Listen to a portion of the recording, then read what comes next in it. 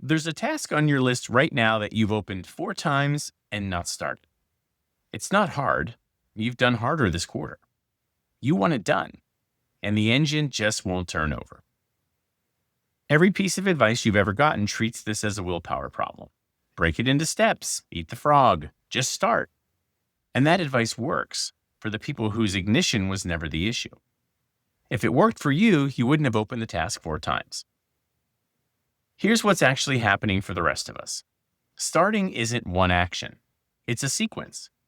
Orient, decide, load the context, make the first move. And for some wiring, the first step of that sequence costs more than the entire task. Not metaphorically.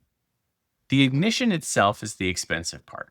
The task isn't heavy, the ignition is. And here's the part that changes everything once you see it. The people this happens to aren't the lazy ones. They're often the same people who, once started, go deeper and longer than anyone in the building. Same engine. Terrible starter, exceptional motor. Which is exactly why the willpower story never fit. Willpower problems don't produce your best work at 1 a.m. once the engine finally catches.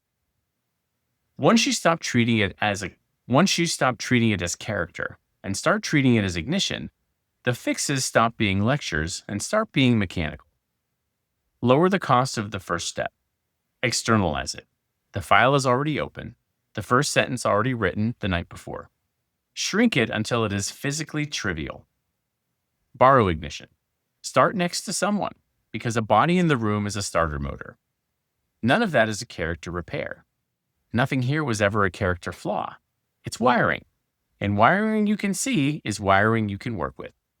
That's chapter 1. There are 13 more patterns like this.